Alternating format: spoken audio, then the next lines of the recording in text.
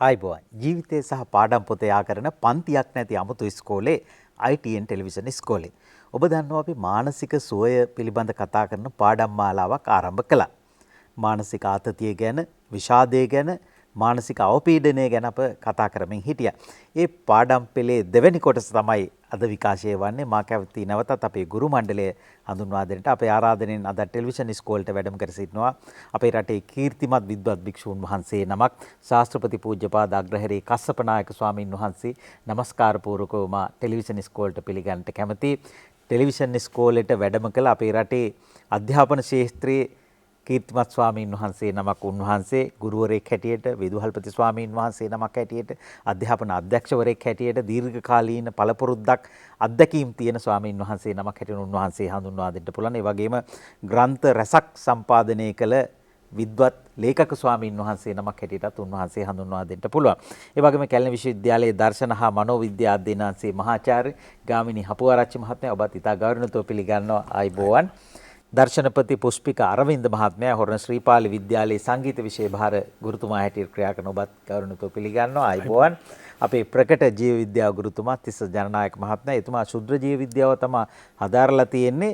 හැබැයි පසුව මනෝවිද්‍යාවත් හදාරලා තියෙනවා මහාචාර්යතුමාගෙන් එහෙම නේද? හොඳයි අපි මානසික සුවය ගැන කතා කරමින් හිටින්නේ මහාචාර්යතුමා. මේ ටෙලිවිෂන් ඉස්කෝලේ අපේ ළමයින්ගේ අධ්‍යාපනය ගැන අපි වැඩිපුර අවධානය යොමු කරන්නේ. එතකොට හොඳ අධ්‍යාපන ප්‍රතිඵලයක් දෙන්න නම් ළමයෙක් හොඳට ඵලදායක විදියට සාර්ථකව ඉගෙන ගන්න නම් ඒ ළමයාගේ මානසික සෞඛ්‍ය මට්ටම හොඳ මට්ටමක හොඳ තත්වයක තියෙන්න ඕනේ කියන එක අපි හැමෝම එකඟ වෙනවා. ඒ වගේම අපි මීට පෙර වැඩසටහනේ සාකච්ඡා කරපු දෙයක් තමයි යම්කිසි කාරණයක් නිසා ළමයාගේ මානසික සෞඛ්‍ය තත්වය පල්ලෙහාට වැටිලා නම් කිසියම් මානසික පීඩනයකින් ඉන්නව නම් ඒ ළමයට සමහරට ඉගෙන ගන්න හොඳ දක්ෂතාවයක් තිබුණා වුණත් අපේක්ෂා කරන ප්‍රතිඵලය දෙන්න බැරි වෙන්න පුළුවන්. එතකොට දැන් මේ වෙලාවේ මගේ අවධානය යොමු කරන්න කැමති ළමයින්ගේ අධ්‍යාපනයට බලපාන මානසික පීඩනය, අධ්‍යාපනයේ ඵලදායකත්වයේ අඩු කරන මානසික පීඩනය ඇති කරන සාධක මොනවද? ප්‍රධානම සාධකයක් තමයි මීට පෙර අපි වැඩසටහනෙත් අපි සාකච්ඡා කරා ඒ ගැන යම් ප්‍රමාණයකට මේ අධ්‍යාපනයම විශාල පීඩනයක් බවට පත් කර ගැනීම. ඉතින් මේකෙදි අපේ දරුවන්ට එකපාරටම යමක් අපිට කියන්නත් අමාරුයි. මුළු සමස්ත සමාජයේම තියෙන ප්‍රශ්නයක් මේක. අපේ අධ්‍යාපන ක්‍රමය සකස් වෙලා තියෙන්නේ. අපේ සමාජයේ අධ්‍යාපනයේ දිහා බලන්නේ සමාජයේ ජීවත් වෙන පුද්ගලයන් මේක දිහා හිතන්නේ මේ හැමෝම කල්පනා කරන්නේ මේ ළමයා ඊටාම හොඳ ප්‍රතිඵලයක් අපිට ලබා දෙන්න ඕනේ කියලා. මේ ප්‍රතිඵලනේ අපේක්ෂා කරන්නේ විභාග ප්‍රතිඵල.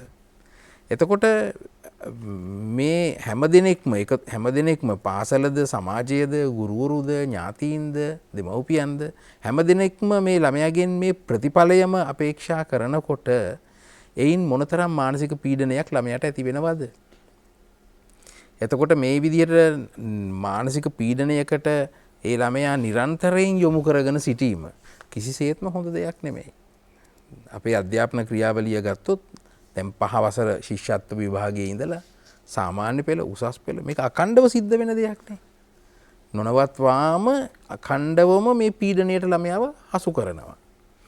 එතකොට ගියවර වැඩසටහනේ අපේ ප්‍රේක්ෂකයන්ට මතක ඇති අපේ තිස්ස ජනනායක මහත්මයා පෙන්වලා දුන්නා. මේම නිරන්තර පීඩනයකට කෙනෙක්ව ලක් කරගෙන සිටියාම ඒක මානසික අසහනයක් බවට පත් වෙලා ඒක කාංසාවක් බවට පත් වෙලා ඒකට සුදුසු විසඳුමක් ලැබුණ නැත්නම් අවසානයේ ඒක මානසික රෝගී තත්වයකටම යන්නත් පුළුවන්. ඉතින් එතකොට මේකේ මේ තියෙන පීඩනයේ දැවැන්තකම අතිවිශාලයි. ඒ ගැන අපි අවධානය යොමු කරන්න ඕනේ අපි හැමදෙනාම. ඔබතුමා අධ්‍යාපනය ගැන සඳහන් කළා. අධ්‍යාපනයේ එක අරමුණක් තමයි සමබර පෞරුෂත්වයක් ගොඩනැංවීම. ඒ අරමුණු කරගෙන තමයි ඔය විෂය මාලා, විෂය නිර්දේශ ගොඩනැංවෙන්නේ. නැත්තම් ඉතින් එකේ පන්තිවල ඔක්කොටම විද්‍යාව විතරයි උගන්වලා දාන්න බැරිය. නෑ සිංහල විතරයි තේරමලා සිංහල විෂය විතරයි ඉගෙන ගන්න කියලා දැන් නෑ. ඒක විවිධත්වයක් තියෙනවා. ඒ විෂය මාලාව ඇතුලේ පරිසරය තියෙනවා, මව්බස තියෙනවා, ගණිතය තියෙනවා, ඊළඟට ශාරීරික ක්‍රියාකාරකම් ක්‍රීඩා පැත්තට තියෙනවා, සෞන්දර්ය අධ්‍යාපනයකුත් තියෙනවා. ඒක තියෙන්නේ අරමුණක් ඇතුව. පුෂ්පික අරවින්ද මහත්තයා. ඇත්තටම ආචාර්ය හසත් මහත්මයා මෙතනදී සෞන්දර්යය කියලා කියන්නේ සුන්දරත්වයේ ස්වરૂපය. සුන්දරස්ස භාවං සෞන්දර්යයන් කියලා තමයි විශ්වනාථ පඬිතුමා කියලා තියෙන්නේ. එතකොට සෞන්දර්ය කියලා කියන විෂයක් ශාස්ත්‍රය මේක ක්‍රිස්තු පූර්ව යුගයේ ඉඳලාම කියන්නේ මිනිස්සයා ශිෂ්ටාචාරගත වුණාට පස්සේ ඉඳලාම මේක මිනිසුන්ගේ සාමාන්‍ය දිනදා ජීවන රටාවට ඇතුළත් වෙච්ච දෙයක්. විවිධ රෝග තියෙනවාද? ප්‍රධාන ප්‍රශ්නයක් තමයි දියවැඩියාව කියන එක. මේක දැන් අද වයස් භේදයකින් තොරව ඉල්ලනේ. දැන් ඉස්සර නම් අපි දන්නවා අවුරුදු 30වත් අඩු ගානේ පනින්න ඕනේ දියවැඩියාව හැදෙන්න. දැන් අද එහෙම නෑ. අද ඒකට වයසක් නෑ. ඔබ දන්නවා ඇති. දැන් පහවසර විභාගය රටාව නිසා ළමයින් 20%කට වැඩි ප්‍රමාණයක් සමස්තයෙන් දියවැඩියා රෝගීන් කියලා හඳුනාගෙන තියෙනවා. ඉතින් මේක මහා අවාසනාවක්. අපේ සියලු මේ ක්‍රමවේදයන් සියලු පද්ධති සියලු සංස්ථාව අපේ අනාගත පරම්පරාව දැන් මේගොල්ලෝ ලෙඩ වුණාම අපිට පුළුවන් ද රටක් වශයෙන් ඉස්සරහට යන්න. ඒ නිසා සමබර පෞරුෂය ගොඩනගන්න මෙන්න මේ හැම අධ්‍යාපන රටාවක්ම ඉතා වැදගත්. ඒ වගේම තමයි ඉතා සරල දිවි පැවැත්මකට ඉන්න එක හරි වැදගත්. අපි පොඩ්ඩක් බලමු මේකෙදි මේ දියවැඩියා රෝගය සඳහා අපි පරීක්ෂණ මට්ටමේ කරපු මේ නාද ප්‍රවාහයක් අපි බලමු කොයි තරම් දුරට මේක භාවිතා කරන්න පුළුවන්ද කියලා. ලයිෆ් බොයි ෂැම්පූල ඇති කිරි ප්‍රෝටීන් සහ මල්ටිවිටමින් හිස කෙස් මුල සිට පෝෂණය කර ශක්තිමත් කරයි. ලයිෆ් බොයි ෂැම්පූල ඇති කිරි ප්‍රෝටීන් සහ මල්ටිවිටමින් හිස කෙස් මුල සිට පෝෂණය කර ශක්තිමත් කරයි.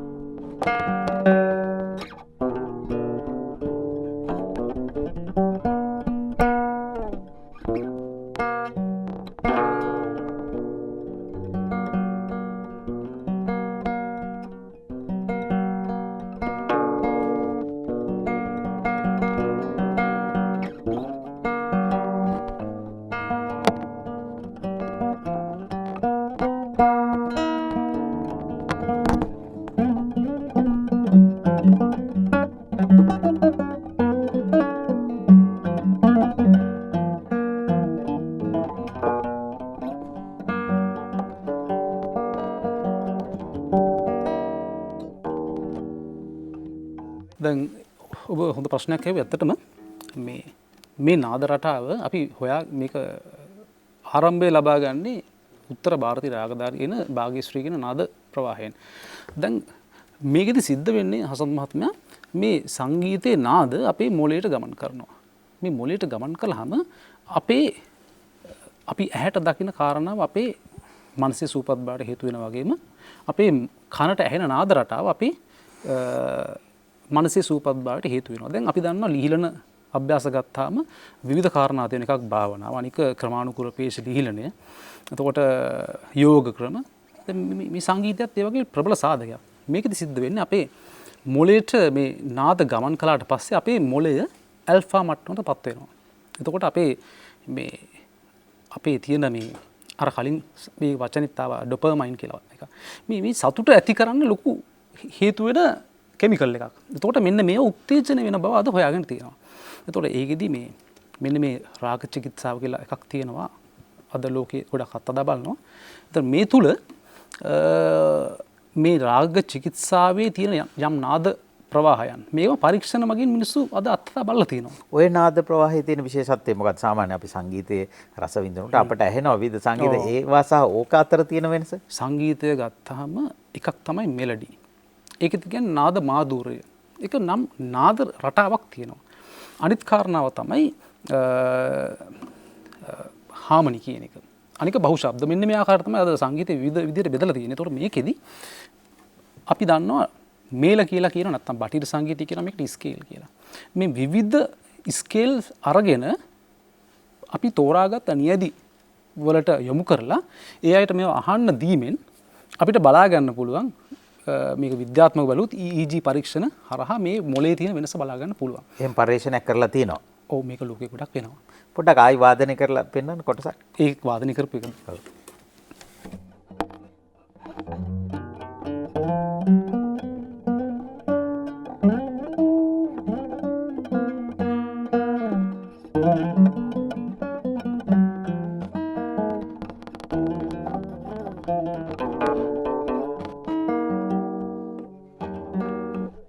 අපේ ප්‍රේක්ෂක බවතුන්ට යෝජනා කරනවා ටෙලිවිෂන් ඉස්කෝලේ නරඹලා ඉවර වෙලා සීනි මට්ටම් පරීක්ෂා කරලා බලන්න.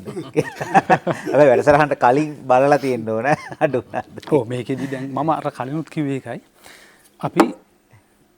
අපි දන්නවා සීනි මට්ටමක් ශරීරයේ තියෙනවා නම් අද දන්නවා අපි ප්‍රතිකාර ගන්න ඕනේ. අපි කියමු ඉන්සුලින් කියලා. දැන් අපි කොතනවත් අදහස් වෙන්නේ නැහැ ඉන්සුලින් අතහැරලා මේක කරන්න ඕනේ කියලා. නමුත් ඒවක් කරන ගමන් අපේ මනස සහ ශරීරය තුලණය කරගෙන යාම සඳහා අපි මොකද කරන්නේ? මේක බාහිර ප්‍රතිකාරයක් වශයෙන් යොදා ගන්නවා. මේක අද ගොඩක් සාර්ථකව පාවිච්චි කරන ක්‍රමයක් ලෝකේ. හොඳයි.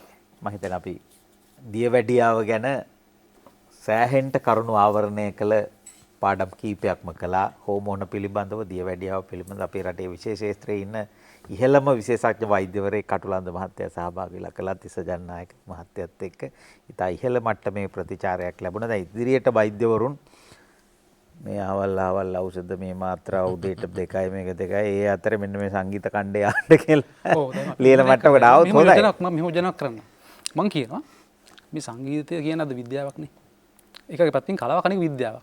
ඒතකොට මෙන්න මේ වගේ විෂයන් පුළුවන් නම් පුරුදු පුහුණු කරලා අපේ විශ්වවිද්‍යාල ළමයින්ට එහෙම පුරුදු කරපු ළමයින්ට පුරුදු කරලා මේ කියන්නේ අපි කියමු රෝහල් වලට වෙනම ඒකකයක් වශයෙන් සංගීත ප්‍රතිකාර ඒකකයක් අද කාලීන අවස්ථාවක්. මම දකිනවා මේ කාලීන අවස්ථාවක්. ඔව් සමහර තැන්වල කරනවා. දැන් කොළඹ ජාතික රෝහලේ එහෙම ඒ කටයුතු කරන කාලයක් තිස්සේ කරගෙන ඉන්නවා. දැන් විශේෂඥ වෛද්‍ය රුවන් ඒකනායක මහත්මයා ඉන්න කාලේ ඉඳලම ජාතික රෝහලේ හෘද රෝග ඒකකේ වෙනම මානසික සුවය සඳහා සංගීත චිකිත්සාව යොදාගෙන හොඳ වැඩ කොටසක් කළා. ඒකත් මතක් කරන්න ඕනේ.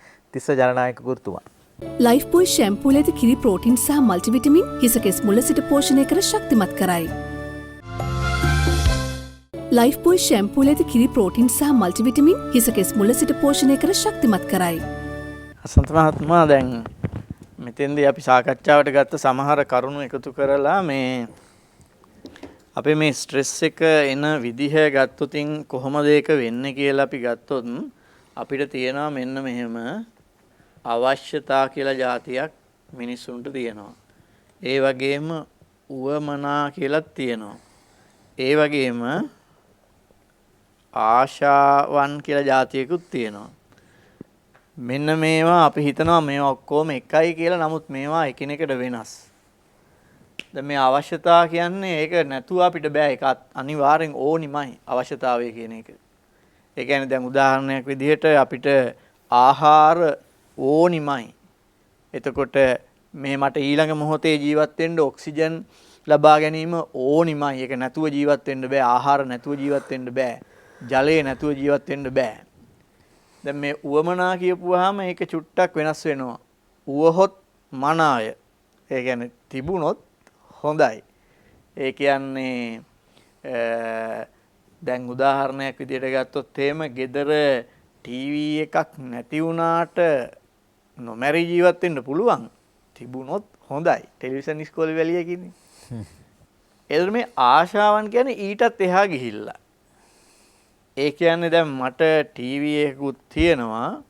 ඒ ටීවී එක මේ මහත වැඩි වගේ මට හිතෙනවා. බලලා මට ඕනි දැන් අර ෆ්ලැට් ටීවී එකක් ගන්න. ෆ්ලැට් ටීවී එකක් තියෙනකොට මට හිතෙනවා අර මෙහෙම කර්ව් වගේ තියෙන ඒවා තියෙන දැන් ගොඩක් ගණන් ඔහොම මෙහෙම තියෙන ඒවා. ඒකක් ගන්න හිතෙනවා. ඒතකොට දැන් අර ඒකේ නැරඹීමේ අවශ්‍යතාවය තියෙන එකනු සම්පූර්ණ වෙනවා. මේක ගොඩක් ගණන්. ඒක ගත්තනම් හොඳයි කියලා හිතෙනවා. එතකොට අපි මෙන්න මේක පස්සේ පන්නාගෙන යනවා කියලා මට හිතෙනවා. මේකට හොඳ පාඩමක් උගන්වුවා කියලා මට හිතෙනවා මේ කොරෝනා.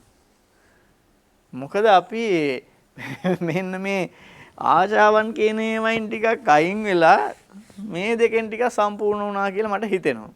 සමහර වෙලාවට දැන් ඔය යම්කිසි ව්‍යාපාරිකයෙක් යම් ව්‍යාපාරයක් කළා යම් මට්ටමකට එනකොට එයාට හිතෙනවා මේ සාමාන්‍ය වාහනයක් තියෙනවා.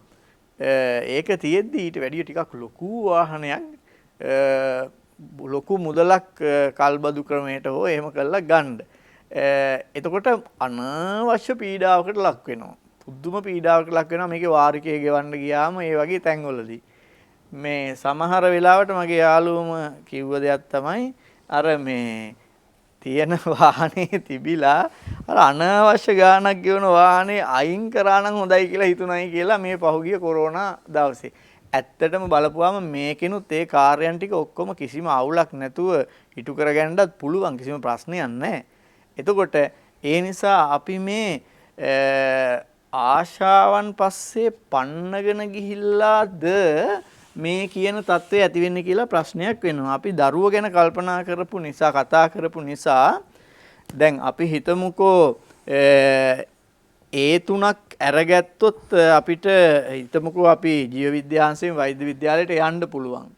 දැන් කොළඹින් 250ක් ගන්නව නම් ළමයි 250 වෙනියා වුණත් ප්‍රශ්නෙකුත් නැහැනේ. 250 වෙනියා වෙලා ගියත් ප්‍රශ්නයක් නැහැ. මොකද එහෙම පළවෙනියා වෙලා ගියත් වෛද්‍යවරයෙක් වෙන්නේ 250 වෙනියා වෙලා ගියත් ඒත් වෛද්‍යවරයෙක් වෙන්නේ. ඒක වෙනසක් නෑ. අපි කවදාවත් මං හිතන්නේ අසන්ත මහත්මයා වුණත් බෙහෙත් ගන්න ගිහිල්ලා වෛද්‍යවරයෙක්ගෙන් අහනවාද කැම්පස් යනකොට කොළඹ දිස්ත්‍රික්කේ කී වෙනියද? එයා කියයි 250. ආපෝ එහෙනම් මට බෙහෙත් එපා. මම පළවෙනියා වෙච්ච කෙනා හොයාගෙන යනවා කියලා. එහෙම දෙයක් වෙන්නේ නෑ. නමුත් දෙමව්පියොත් ගුරුවරුත් නෑදෑයොත් මේ සියලු දෙනාම 10ට පළමු 10ටවත් එන්න ඕනි කියලා තමයි කියන්නේ. අපෙනුත් ඇවිල්ලා අහන්නේ ළමයා පළවෙනි 10 දෙනා ඇතුළේවත් ඉඳී නේද කියලා. එතකොට මේ ළමයාට ඒ තුනක් අරගෙන බේරෙන්න බෑ.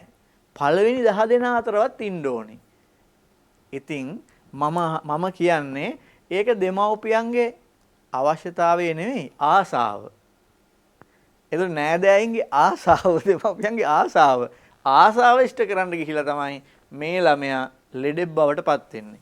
ඒකින්ද තමයි අර විභාගයේ කිට්ටු වෙනකොට එයාට තේරෙන්න ගන්නවා මේ දෙමව්පියෝ මේ තියාගෙන තියෙන බලාපොරොත්තු ඉටු කරන්න එයාට බෑ කියලා. ඒ කියන්නේ එයාට ඒ තුනක් අරන් කැම්පස් යන්න පුළුවන් හැකියාවක් තියෙනවා. ඒ වුණාට අර ඒගොල්ලෝ කියන පළවෙනි 10 දෙනාටවත් එන්න පුළුවන්ද කියන එකදී ළමයා දැඩි පීඩනයකට ලක් වෙනවා. මං 100%ක් එකයි අපේ මහාචාර්යතුමා කියපු එක. ඒ ළමයටත් හොඳ ගමනක් යන්න පුළුවන්කම තියෙනවා. නමුත් ළමයට දීලා තියෙන ලොකු ඉලක්කයක් ඒ ඉලක්කය සපුරා ගන්න බැරි වේද කියලා හැම වෙලාවෙම කල්පනා කරනවා. මේක කියන්න කෙනෙකුත් නැහැ. නිකන්වත් ගිහිල්ලා දෙමව්පියන්ගෙන් ඇහුවොත් මේ 10 වෙනියම වෙන්න ඕනේ නැහැ. මං කොහොම හරි කැම්පස් ඒවා බෑ. 10න් මෙහා අරගෙන ගෙදර නම් එන්න එපා කියන. ඔන්න වගේ මාර පීඩාකාරී තත්යකට පත් කරලා තියෙනවා ඒ ලෙවල් වල. මීට වඩා ඛේදනීයයි ශිෂ්‍යත්ව පන්තියේදී. ඒක අන්තිමම කනගාටුදායකයි. ඒකෙදී දීලා තියෙනවා මෙන්න මේ පාසලට යන්න මෙච්චරක් ලකුණු ඕනි කියන එක. එතකොට ඒ දෙමව්පියෝ ගැනත් ඇත්තටම දොස් කියන්න බෑ. ඒ දෙමව්පියන්ටත් කරන්න පුළුවන් එකම දේ තමයි ඒ පාසලට යන්න ඒ ලකුණු ප්‍රමාණය ගන්න එක. ඔබ හිතන්න ලකුණු 80 ශිෂ්‍යත්ව පේපර් දෙකට ගත්තොත් ලකුණු 80 ගත්තොත් 160යි. ඒක මදිනේ. එතකොට ළමයාට අපි සර් කීයක්ද ගන්න කියන්නේ? 100න් 80ක් ගන්න ළමයා කියන්නේ මාර දක්ෂ ළමෙක්නේ. නමුත් ඒ ළමයා වැටෙන්නේ අපෝ 160ද ගන්න 176න්. ඉතින් යන්න විදියක් නැහැ. මුව කොහොම හරි කළා 176ට පන්නනකොට ඔබ කල්පනා කරලා බලන්න ඒ ළමයා කොයි තරම් මට්ටමක් පන්නන්න ඕනිද කියලා මේ පුංචි වයසේදී. අන්තිමට ඇත්තට මේ ළමයා තව ඒ ශිෂ්‍යත්වයේ O level A level මට්ටමට එනකන් අවුරුදු ගණනක් ජීවිතේ හොඳම වයසේ බරපතල මානසික පීඩාකාරී තත්යකට ගිහිල්ලා දරා ගන්න බැරුව පුපුරලා යන අවස්ථාව තමයි A level කියලා කියන්නේ. මා හරියට දැකලා තියෙනවා උසස් පෙළ ළමයි විභාගෙට මාස 3ක් විතර තියෙද්දී ඒ ඉන්න ළමයි දැක්කහම ඒ ළමයින්ගේ වෙනස් වීම දැක්ක ගමන් සමහර විට කතා කරපුවාම ඒ ළමයි මෙහෙම ළඟට වෙලා අහපුවාම ඇයි ඔයාට දැන් මොකද්ද මේ වෙලා තියෙන්නේ ඇයි මේ මෙහෙම ඉන්නේ ඇයි හරියට පන්තියෙන් නැති අහපුවාම මුකුත් කතා කරන්නේ කඳුළු බේරෙනවා මෙහෙම මුකුත්ම වචනයක්වත් කතා කරන්නේ සමහර ළමයි එහෙම අහපුවාම ඉක්කික් ගහ අඬනවා මුකුත් කියන්නේ මේ தත්ත්වයටපත් වෙලා තියෙනවා. ඊටාම කනගාටුදායක තත්ත්වයක්. ආන්නේ තත්ත්වයේදී පහේ පන්තියේදී සාමාන්‍ය පෙළදී උසස් පෙළ අන්තිම වෙනකොට ළමයා අර උඩ ඉඳන් මානසික පීඩනේ ඇවිල්ලා විෂාදයේ හෙවත් ડિප්‍රෙෂන් කියන තත්ත්වයටපත් වෙනවා අන්තිම මොහොත වෙනකොට.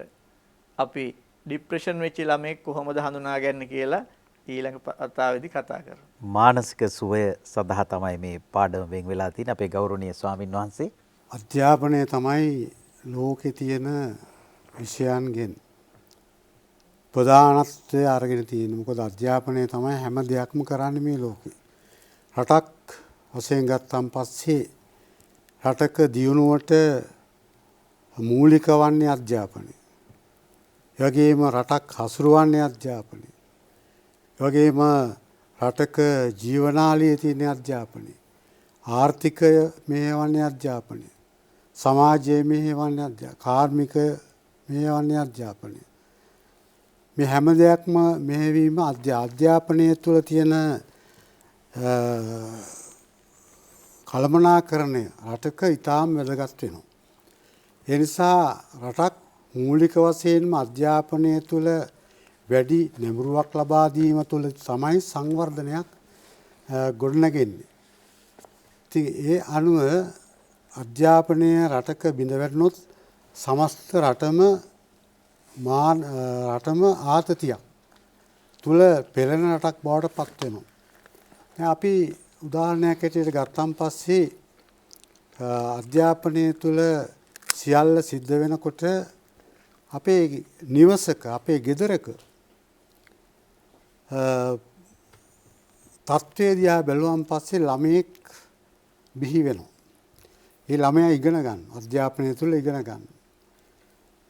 ඉගෙනගෙන ඉහළට ඇවිල්ලා එයා තරුණයෙක් බවට පත් වෙනවා තරුණියක් බවට පත් වෙනවා. විවාහ වෙනවා. විවාහ වෙනකොට දැන් අද විවාහ වෙච්ච මේ දෙපළට මානසික ආතතියක් තියෙනවා. තව අවුරුදු 5කින් අපිට ළමයෙක් ඉස්කෝලේට දැන් විවාහ වුණාන් පස්සේ ළමයි හමු වෙනෝනේ. ඒ ළමයා පාසලකට දාගන්න අවශ්‍යයි ඒ දාන පාසල ජනප්‍රිය පාසලක් වෙන්නට ඕනේ. අන්නේ මානසික ආතතිය ඒ දෙමව්පියන් තුළ ඇති කරගෙන එයා මොකද කරන්නේ?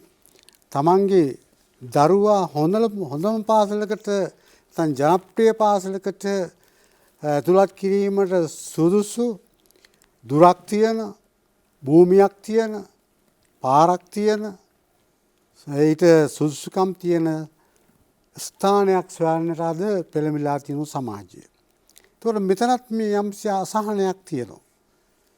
ළමයෙක් දෙමව්පියෝ තමන්ගේ දරුවා හොඳම පාසලකට දාන්න ලොකු තරගයක් තියෙනවද? විශාල තරගයක්.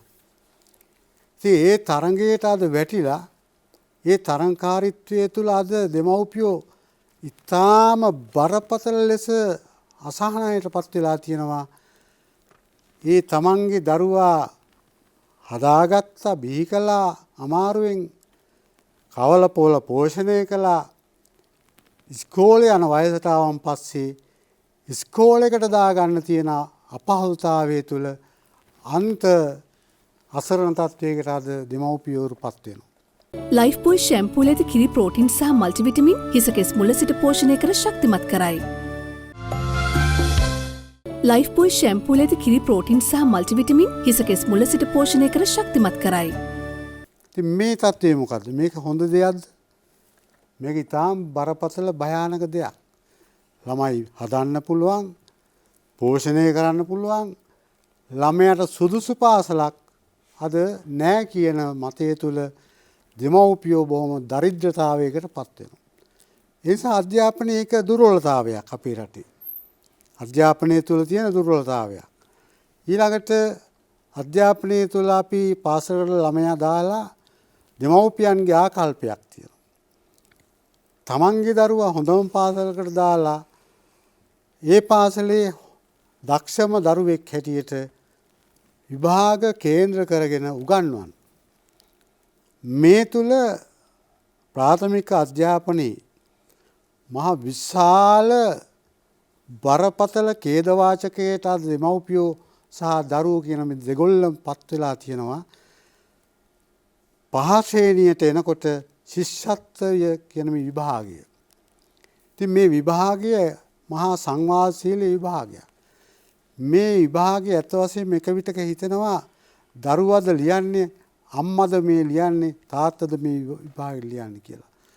මොකද ඒ තරමටම දරුවට වඩා මහන්සි වෙනවා දෙමව්පියෝ. ඒ තුල දරුවාගේ මානසික භාවය කියන එක විනාශ වෙලා ගිහිල්ලා. ඇයි තල්ලු කරනවා පුතේ ශිෂ්‍යත්වයට පෙනී ඉන්න හොඳට ඉගෙන ගන්න කිය මේකට තල්ලු කර කර පන්ති ගානේ මේ දරුවා උදේ පාන්දර ඉඳලා හවස 7-8 වෙනකම්ම එකම ඇඳුම ඇඳගෙන මුළු දවසක් පුරාවටම මේ දරුවා අධ්‍යාපනයට මෙහෙවන්නට දෙමව්පියෝ අරාඳිනවා. මේ තුල හැදෙන දරුවාගේ මානසික ස්වභාවය කොයි වගේ වෙන්නට පුළුවන්ද? මේක මහා භයානක දෙයක්. ඒ දරුවා අන්ත අසරණභාවයට පත් වෙලා දෙමව්පියන්ගේ බලවත් ඇවිටිල්ල බලවත් තල්ලු කිරිල්ල විභාගයට ඉඳවලා වැඩි ලකුණු අරගෙන ඒ මානසික ස්වභාවය තමයි ශිෂ්‍යත්වයෙන් වැඩි ලකුණු අරගෙන ඊටත් වඩා ජනප්‍රිය පාසලකට දරුවා යොමු කිරීමේ මානසික අසහනය දෙමව්පියෝ. දරුවා මේ තුල අප්‍රමාණ වෙහෙසීමකට පත් කළා දරා ගන්නට නොහැකි තරමේ ඊ타ත්ම භයානක මානසික වියවුලකට එහෙම නැත්නම් අවුල් භාවයකට මේ දරුවා පත් වෙලා අන්තිමට මේ දරුවාගේ අනාගතය තුල අපිට මේ අනාගත පුරවැසියෙක් විදිහට දකිනකොට අම්මාට තාත්තාට වෛර කරන අම්මා තාත්තාට අකීකරු එවැගේම තමන්ගේ අර ගතිගුණ තුල මහා පුදුම විදියට ඒවා විනාශ කරගත්ත එවැගේම ආචාර ධර්ම ගුණ ධර්ම වලින් පිරිහෙච්ච අම්මා තාත්තා හඳුනන්නේ නැති සහෝදරයා සහෝදරියා හඳුනන්නේ නැති දෙමව්පියෝ එවැගේම තමන්ගේ පාසල ගුරුවරයාට ගරු කරන්නේ නැති පුරවැසියෙක් තමයි අද අධ්‍යාපනය තුළින් සහතික ගොන්නක් අරගෙන සමහර විට ඒ දරුවා ඉගෙනගෙන වෛද්‍යවරයෙක් වෙන්න පුළුවන් මහාචාර්යවරයෙක් වෙන්න පුළුවන් ඉංජිනේරුවරයෙක් වෙන්න පුළුවන් සහතික වලින් උගතෙක් වෙලා තියෙනවා දැනුමින් විෂයාන්තර දැනුමක් ලැබිලා තියෙනවා ගතිගුණ වලින් බොහොම පහළ තත්වයකට ඒ පුද්ගලයා පත් වෙලා. ඉතින් මේ අධ්‍යාපනය තුළ තියෙන මොකක්ද තියෙන සාර්ථකත්වය? සාර්ථකත්වයක් නැහැ එතන. ඒ තුළ අනාගතයේ බිහි වෙන මේ අනාගත පරපුර සම්පූර්ණයෙන්ම විකෘතිකාමයෙන් ආසාවෙන් පෙළෙන ආත්මාර්ථකාමය පෙරදරි කරගත්තා වූ සමාජයක් විනා ගුණදහම් වලින් යුක්ත හැදුණු වැඩුණු රටට පරිසරයට සමාජයට ආදරය කරන පුද්ගලයෙක් නිර්මාණය වන තත්ත්වයක් අපිට දකින්නට ලැබෙන්නේ නැහැ. ඒක තමයි අපිට අද මේ ළමා සමාජයේ ඉඳලා අධ්‍යාපනය පිළිබඳව හිතනකොට මේ පිළිබඳව ගොඩනැගිලා තියෙන්නේ. ඊළඟට පාසලක් ගත්තන් පස්සේ පාසල් අධ්‍යාපනය තුළ පන්තියෙන් පන්තියට දරුවා ඉගෙනගෙන ඉහළට යනවා. ඉහළට යන්න මේ දරුවා තමන්ගේ දැනුම් සම්භාරය පිළිබඳව ඉගෙන කියාගන්න දැනුමෙන් පෝෂණය වෙනකොට ඒ දරුවා දැනුම තුළ ලබාගන්නේ විෂය දැනුම. දැන් මිනිස්සෙක් හැටියට ජීවත් වෙනකොට මානුෂීය ගුණධම් කියන ඒවත් එක්ක තමයි මිනිස්සෙක් වෙන්නේ. එමෙතුව මේ කොච්චර දැනුමෙන් පෝෂණය විෂයාන්තර දැනුම ගත්තන් පස්සේ අපේ පාසල් අධ්‍යාපනය තුළ තියෙන්නේ කාලසටහන් අනුව පන්තියේ එක විනාඩි 30කට එහෙම නැත්නම් 35කට 40කට සීමා වෙච්ච විෂයෙන් විෂයට ගුරුවරයා මාරුවන සමාන ලෙස ඉගෙන ගන්න විෂයන් පිළිබඳ දැනුමක් ලබා දෙන අධ්‍යාපන රටාවක්. ඒ තුළ දරුවාගේ ආකල්පයේ ගොඩනගන්නේ Taman කොහොම හරි ඉගෙනගෙන විභාග ඉලක්ක කරගෙන සහතිකයක් අරගෙන රැකියාවකට යාමේ අරමුණ තමයි ප්‍රධාන වශයෙන් අධ්‍යාපනය තුළ අද හරය බවට පත් වෙලා තියෙන්නේ. ඉතින් බිහි වෙන දරුවා ඒ තුළ කිසිම ආකාරයකින් ගුණධම් පැත්තක් පෝෂණය වන්නේ නැහැ. මට අවසර දෙන්න පාලක මැදට යන්න පණිවිඩ කීපයක් සඳහන්. මහාචාර්යතුමා තරගය ලෝක ඉතිහාසයේ පුරාම පැවතුණා. තරගය සමහර තැන්වල යහපත් ප්‍රතිඵල උදා කරලා තියෙනවා. හැබැයි අධ්‍යාපනය වගේ කාරණාවකදී තරගය කොයිතරම් බරපතල විදිහට බලපානවද කියලා මනෝවිද්‍යාත්මකව කතා කරන්න ඕන. විශේෂයෙන් මොකද මේ තරගේ තියෙන්නේ මේ මහ මිනිසු නෙමෙයි. ඇත්තටම බලපුවම අම්මලා තාත්තලාද තරගේ ඉන්නේ කියලා විතක හිතෙනවා. තරගෙට තල්ලු කරලා තියෙන පුංචි දරුවෝ ටිකක්. දරුවන්ගේ මානසිකත්වයේ එතන තියෙන මනෝවිද්‍යාව ගැනත් අප කතා කරන්න ඕන මහාචාර්යතුමා. ආචාර්ය හසන්ත හරියටම වචන කිව්ව තරගය. ඒ තරගය නෙවෙයි තරගය. මේ තරගය අධ්‍යාපනයේදී විතරක් නෙමෙයි අනිත් හැම දෙයකදීම එක්තරා මට්ටමක් එනකන් ඒක ප්‍රතිඵලදායකයි. ඒක තියෙන්න ඕනේ. එතකොට තමයි අපි ඵලදායක ක්‍රියාකාරකමකට යන්නේ. තරගය නොතිබුණා නම් අපි වැඩි දෙනෙක් උපාධි නොකර ඉඳී. තරගයක් නැහැනේ, අභියෝගයක් නැහැ. ප්‍රශ්නේ තියෙන්නේ එක්තරා මට්ටමක් පහ වුණාට පස්සේ ඒක සමහරට පස්සේ 30 ආදී බෝඩ් එකේ එක්තරා මට්ටමක් පහ වුණාට පස්සේ ඒක හානිකර බවට පත් වෙනවා. මෙන්න මේ හානිකර තරගය තමයි නරක. එතකොට අපේ ස්වාමින් වහන්සේ දැන් වදාරපු ආකාරයටත් ඊට කලින් 30 කිව්ව ආකාරයටත් මේ දැඩි තරගය, අනවශ්‍ය බලාපොරොත්තු, දැඩි පීඩනය පහ වසරේ සිට උසස් පෙළ දක්වා නිරන්තරයෙන්ම ශිෂ්‍යයන්ට එල්ල කරනකොට ඒ ශිෂ්‍යයාගෙන් මතුවෙන යම් යම් මානසික ගැටලුකාරී තත්ත්වයන් තියෙනවා. අපි කුඩාම ශිෂ්‍යයෝ ගත්තොත් කුඩාම අය අවුරුදු 10ට අඩු ඒ කුඩාම අය මේ වගේ දැඩි පීඩනයකට කාලාන්තරයක් තිස්සේ භාජනය කරනකොට ඔවුන් හුඟක් වෙලාවට බොහොම නිශ්ශබ්ද ඉස්කෝලේ සෙල්ලම් කරන්නේ නැති අපි ඇහුවත් මේ කෑම රසද මේ කෑම ඕනේද ඒකකටවත් හරියට උත්තරයක් දෙන්නේ නැති ඔය දෙන ඕන එකක් කන අර ළමයේ කියලා පේන්නේ නැති තත්වයකට එනවා. දැන් ළමයේගේ තියෙනවනේ මම මේකට කැමතියි මේකට ආස නැහැ. මම මෙයත් එක්ක සෙල්ලම් කරන්න කැමතියි මම මේ ලාවිය මම නිදා ගන්න. ඔය මොකක්වත් නැහැ. නිකන් බොම ෆ්ලැට්. ඒ තමයි කුඩාම ළමයි මේකට ප්‍රතිචාර දක්වන ආකාරය. ඒකේ නරකම දේ තමයි දැන් මේ ළමයා කාටවත් දොස් කියන්නේ නැහැ. මට අනවශ්‍ය පීඩනයක් මෙහෙන් දාලා තිනවා දෙමව්පියෝ මට කරන්න බැරි දේවල් කරන්න කියනවා. එහෙම කියන්න තරම් එයාගේ තාම බුද්ධිය වර්ධනය වෙලා නැහැ. ළමයා හිතනවා ළමයා මුලදී දුර්මුඛ වෙලා ඉන්නවා. hina වෙන්නේ නැහැ. සතුටක් නැහැ. සෙල්ලම් කරන්නේ නැහැ. පැත්තකට වෙලා ඉන්නවා. පොත දිහා බලන් ඉන්නවා අපි හිතනවා පාඩම් කරනවා කියලා පාඩම් කරන්නේ නැහැ. මේ මොකක්වත් ඔළුවේ රෙකෝඩ් වෙන්නේ නැහැ. තව ටිකක් එහාට ගියහම ළමයා හිතනවා ඒක යාගේ වැරද්දක් කියලා.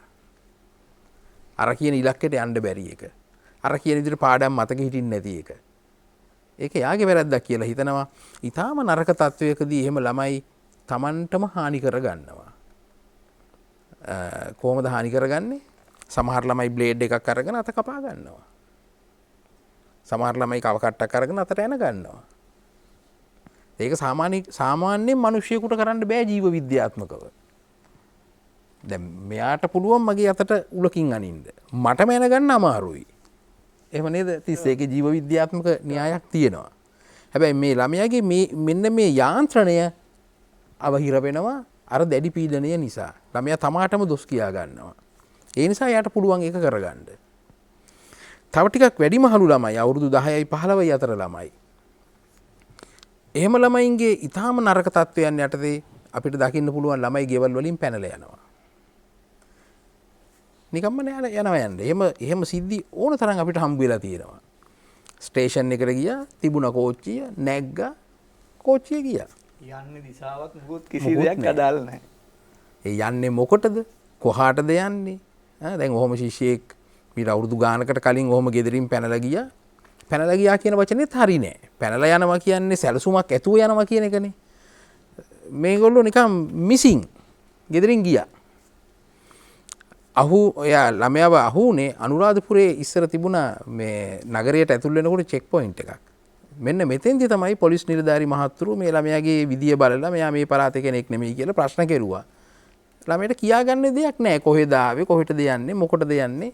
අන්න එතකොට තමයි මේ ළමයාව පොලිස් භාරයට අරගෙන නැවත කොළඹට යොමු කරලා බැලුවාම අධික පීඩනයට ළමයා දක්වපු ප්‍රතිචාරයක්. එතකොට ඊටත් වඩා වැඩි මහලු ළමයි. මම මේ ක්‍රමයෙන් වයස වැඩි වෙන්න කියන්නේ. ඒ කියන්නේ උසස් පෙළ පන්තියේ ළමයි.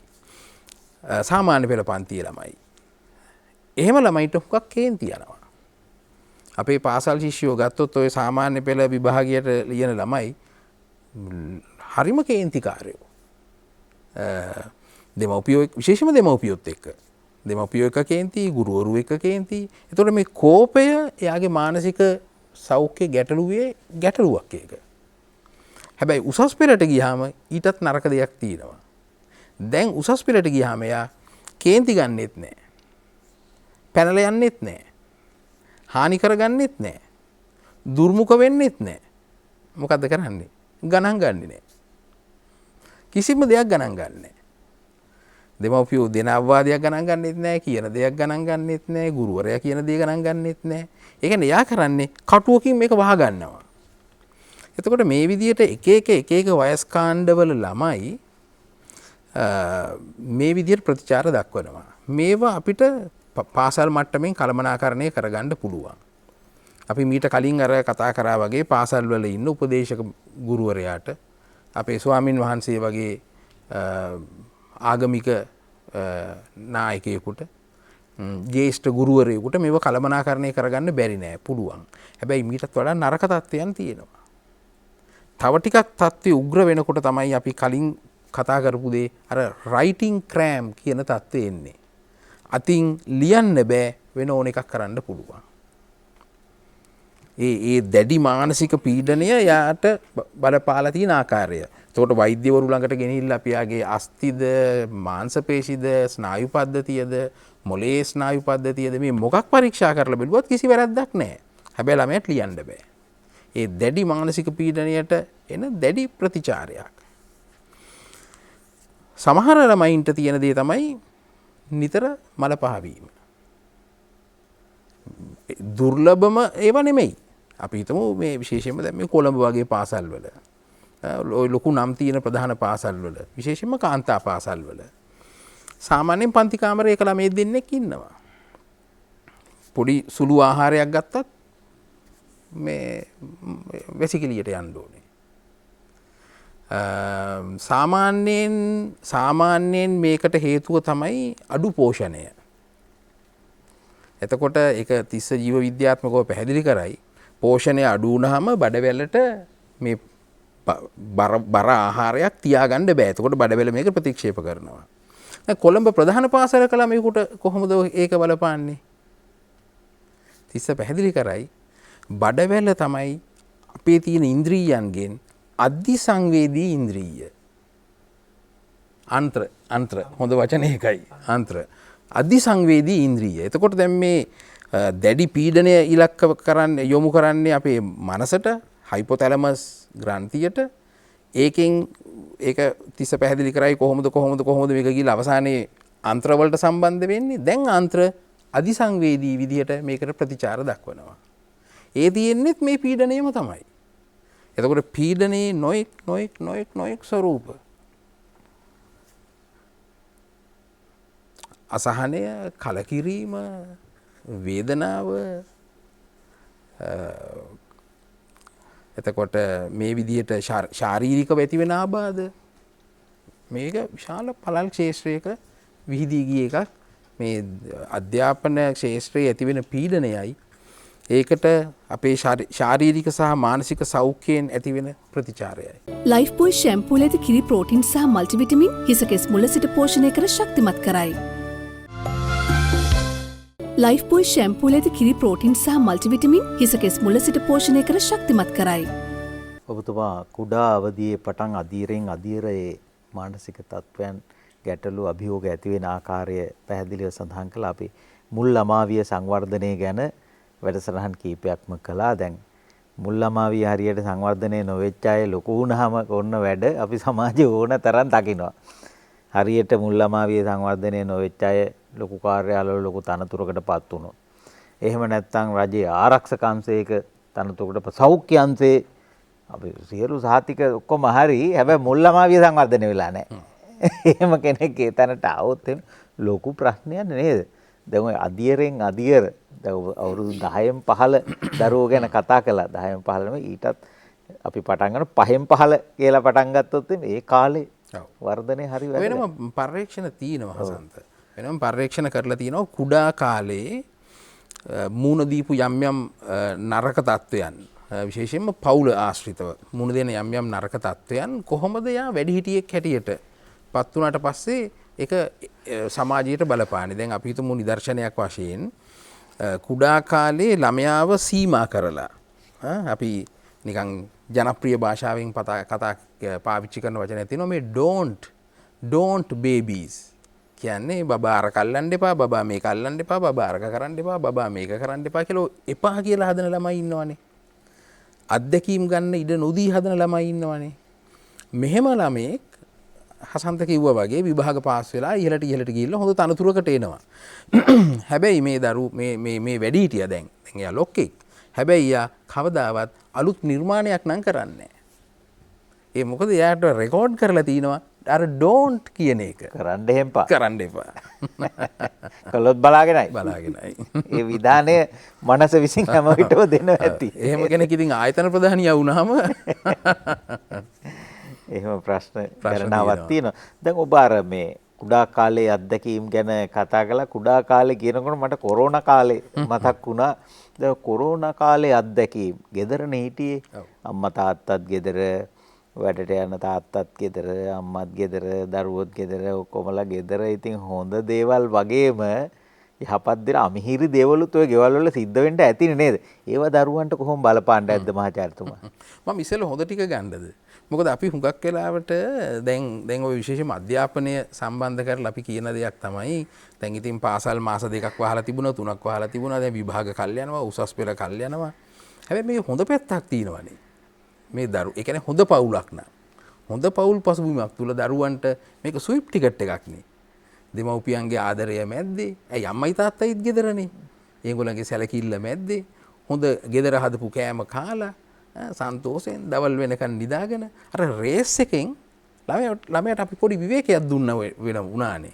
වත්තේ පොඩ්ඩක් ඇවිදලා කුරුල්ලෙක් දිහා බලන් ඉඳලා නේද සමනලෙක් දිහා බලන් ඒ කෑම හදලා ළමයි එක જાති කෑම හදලා ඒක යාළුවන්ටත් පෙන්නලා ඒක Facebook එකටත් දාලා. ඉතින් මම හිතන්නේ මේවත් අධ්‍යාපනයේම දේවල් තමයි. අධ්‍යාපනය කියන්නේ අපි කලිනුත් කතා කරා වගේ මේ රේස් එකක් දුවලා ගිහිල්ලා විභාගේ පාස් වෙන එක විතරක් නෙමෙයිනේ. දැන් අපි ඉස්සෙල්ලා කිව්වනේ සංගීතයත් අධ්‍යාපනය, ඉවුම් පිහුණුත් අධ්‍යාපනය. මේ සියල්ල අධ්‍යාපනයනේ. අර ඉස්සෙල්ලා ඔබතුමා පාවිච්චි කරපු වචනේ මේ සමස්ත අධ්‍යාපනය. ඉතින් ඒ නිසා මම නම් ටිකක් මේ ගැන පොසිටිව්. ගෙදරත් හොඳ ඉස්කෝලයක්. ගෙදර හොඳ ඉස්කෝලයක්. ගෙදර ඉස්කෝලයක් වෙන හැටි ප්‍රායෝගිකව අපි පෙන්නුවා ටෙලිවිෂන් ඉස්කෝලෙන්. වනාන්තරයේ හොඳ ඉස්කෝලයක් වෙන හැටි, වනාන්තරයේ හොඳ විශ්වවිද්‍යාලයක් වෙන හැටි ටෙලිවිෂන් ඉස්කෝලේ රූපරාම සහිතව පෙන්නුවා මහාචාර්යතුමා. ඔව්. ඉතින් ඒ නිසා මම නම් එච්චරම ඒ ගැන නරක විදිහට බලන්නේ නැහැ. මං හිතන්නේ ළමයින්ට හොඳ විවේකයක් හම්බුණා. අර පරිසරයට විවේකයක් හම්බුණා වගේ. රේස් එකෙන් මිදලා දැන් මේ ගත්ත විවේකය ඊළඟ පාර රේස් එක දුවන්න හොඳ ශක්තියක් වෙනවා. දැන් මේකේ නරක පැත්ත තියෙන්නේ දෙමව්පියෝ හොඳ වුණා නම් තත්ත්වය හොඳයි. දෙමව්පියන් අතර ප්‍රශ්න තිබුණා නම් තත්ත්වය නරකයි. දැන් එහෙම පැත්තක් තියෙනවා. මුළු ලෝකෙම වගේ එක්තරා ප්‍රමාණයකට මේ ගෘහස්ත ප්‍රචණ්ඩත්වය ගෙදර ඇතුලේ තියෙන ගැටුම් ආරවුල් වැඩි වුණා මේ කොරෝනා කාලේ. අර කතන්දරේම තමයි මේ දෙන්න ඉස්සෙල්ලා එළියට ගිහිල්ලා විවිධ අත්දැකීම් ලැබලා රැකියාවල් කරලා තමන්ගේ චිත්ත වේග පිට කරලා ගෙදරට ආවා. දැන් මේ ගේ ඇතුලේ දෙන්න ඉන්න ඕනේ. මෙහෙම ඉන්නකොට දැන් ආවේග පිට වෙන්නේ ඒ දෙන්නට දෙන්න. එතකොට පරණ කෝන්තරත් ඇදිලා ආවා. පරණ කෝන්තර කුණු කන්දල් සේරම දැන් මූල් දවස් ටිකේ හොඳට ඉන්න ඇති අපි උයමු අද බත් හදමු අද අරක හදමු මේක හදමු කියලා දෙන්න දෙමළ එකදලා කරන්නත් ඇති ටික දවසක් යනකොට ඉතින් ඇද කුද පේන්න ගත්තත් දන්නේ නැහැ නේද හැමදාම දකින්න සමහරුන්ට වෙන වැඩනේ ඔක මනෝවිද්‍යානුකූල පසුබිමක් තියෙනවා ඔකට නේද මනෝවිද්‍යානුකූල පසුබිමක් තියෙනවා ඒ කියන්නේ ඉතින් මේ විවාහ සංස්ථාව ඉතින් අමාරු දෙයක් නේ ඕක අවුරුදු 20ක් 30ක් යනකොට ඕකට ඉතින් පොඩි කොටස් එකතු වෙලා ඉතින් මේවා පස්සේ දුරදිග ගිහිල්ලා ඉතින් ඔය කොරෝනා කාලේ වගේ කාලයක් ආවහම දැන් මූණට මූණ බලාගෙන ඉන්න ඕනේ දෙන්න.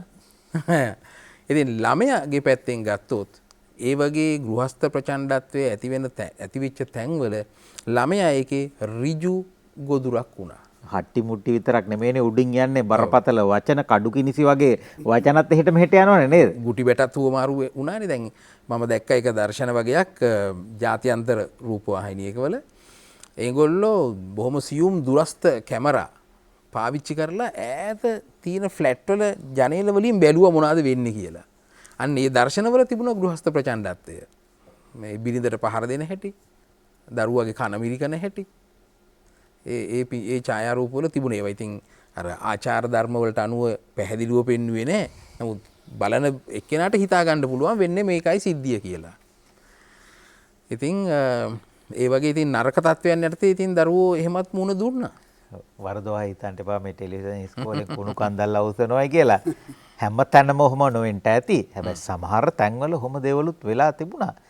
ඒ කාලේ ඒ අවස්ථාවලට මුහුණ දුන්නු දරුවෝ කොහොමද අනාගතයට මුහුණ දෙන්නේ කියන එක වැදගත් ප්‍රශ්නයක් හින්දායි ඒ කාරණාව මතු කළේ.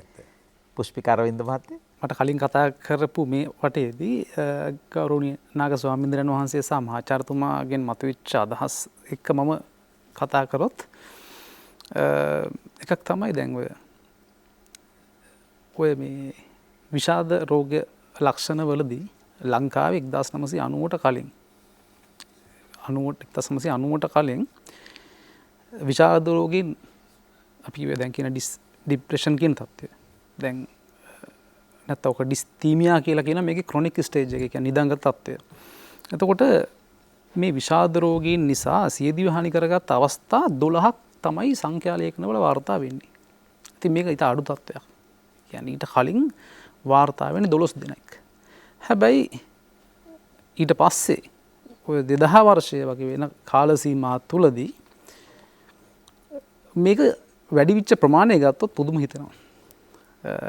වසරකට සාමාන්‍යයෙන් 98 කියන්නේ 88 87 89 කාලවලදී වගේ වසරකට වෙන සිවිදි හානි කර ගැනීම එවරේජ් එකක් ගත්තොත් සාමාන්‍යයක් ගත්තොත් 9000ක් විතර අගයක් ගත්තා. ඒතර බලන්න මේ ලොකු වසර කාලාන්තරයක් නැහැ මේ කාල තුල.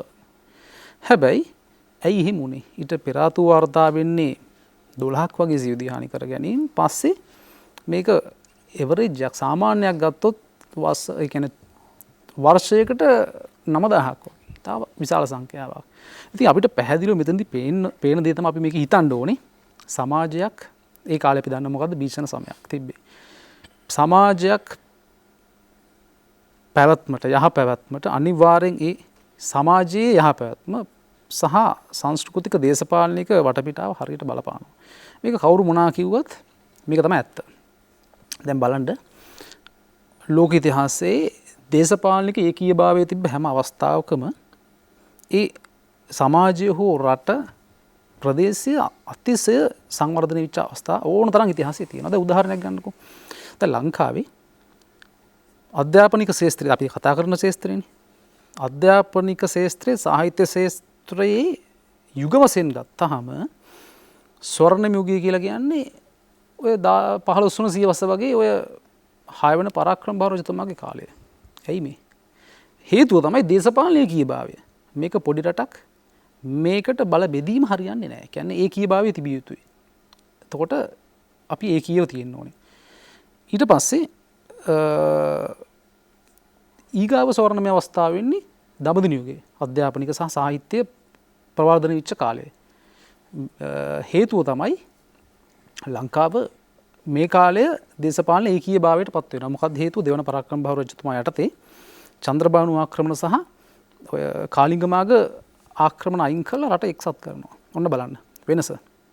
දැන් මේ කාලේ සංගීතය සම්බන්ධ වැදගත් කාරණාවක් වෙනවා. දැන් අපි දන්නවා මේ කවුද මේ ඒ රජතුමා පඬිවරයෙක් දෙවන පරාක්‍රම බහු රජතුමා. ඒතර මෙතුමා ලියනවා කුසල ජාතකයේ පදනම් කරගෙන මහා ලංකාවේ තියෙන දෙවන මහා කාව්‍ය සිංහලේ කාව්‍යසේකරේ මේකේ තියෙනවා මේ කෞසිලුවෙන මේක තියෙනවා සම මදර තර ඔලි දෙවිසි හඬ තෙගම්රා. බලන්න මේ කාලේ දැන් මේ මං කියන 13 වන සියවසේ සිද්ධියක්. සම මදර තර ඔලි දෙවිසි හඬ තෙගම්රා. කොච්චර සංගීතය දියුණුද කියලා බලන්න.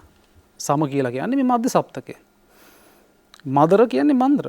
තර කියන්නේ තාර සප්තකය උච්ච සප්තකය. ඒතකොට එනං ඒ කාලේ වෙද්දි තෙගම්රා ග්‍රාම 3 මේ කියන මේ ස්කේල්ස් කියලා කී හිතන්නකො. මේ කියන්නේ මේ ග්‍රාම 3 කියන්නේ දැන් බලන්න මේ සොර කොච්චර අඳුරගෙන තිබ්බද? ඒ විතරක් නෙමේ දෙවිසි හඬ 22ක් හොයාගෙන තිබ්බා. ශ්‍රුති 22ක් කියලා කියන්නේ අද ගත්තාම දියුණු තැනක්. ශ්‍රුති 22ක් ස්කේල් එක තියෙනවා කියලා අපි අද පාවිච්චි වෙන්නේ නැහැ ශ්‍රුති 22ක්. හැබැයි අඳුරගෙන තිබ්බා ඒ කාලේ. අපිට පැහැදිලිව පේනවා හසත මහත්මයා රටක ඒ දේශපාලනික ඒකීභාවය නිසා රටක තියෙන සංස්කෘතික අංග අනිවාර්යෙන් දියුණුවට පත් වෙනවා. ධම්මාචාර්යතුමා කියවනේ ගෙවල් වල කලබල. ඒ කලබල ළමයින්ගේ පිටින් යන සමහරවිට හරි මහ විශාල හදිස්සියක් තියෙනවා, කලබලයක් තියෙනවා, හදිසිකාරයෝ ඉන්නවනේ.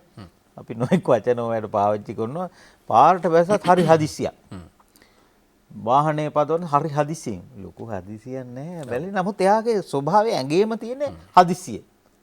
මේ 40ට ගියත් ඒ වැඩේ කරගන්න හරි හදිස්සියක්. ඉස්සර කරලා දාලා ඕන් ගහලා බලන්න ඕන් එක ගහන තරම් නලාව සද්ද කරන තරම් ඊළඟට වාහනේ ඇතුලේ දාගෙන ඉන්නේ සංගීතෙත් හරි කලබල සංගීතය සමහරට හදිසි සංගීතේ ඉක්මනින් අහලා මේ ඔක්කොම සින්දු ටික ඉවරනවා මේ ටික ටක් ගාලා අහලා ඉවර කරන්න ඕනේ වගේ අර ඔබ කියපු ඔය මේ ස්කේල්ස් තියෙනවා මේකේ විවිධ රසයන් තියෙනවා විවිධ මට්ටම් තියෙනවා දැන් කලබලකාරී ස්වභාවයක් සහිත පෞරුෂයක් තියෙන කෙනා ටික පුරුදු වෙන්න එපා මේක නිවෙන ඒක අඩු කරන පැත්තේ සංගීතය සංගීතය තෝරගෙන තියෙන්නේ කලබල සංගීතේ පැහැදිලිවම දැන් ඔබ කතා කළ යුත්තේ මේ පැත්ත. ඔව් පැහැදිලිවම දැන් සංගීතය නිසා අවධානයේ නාභිගත වීමක් සිද්ධ වෙනවා.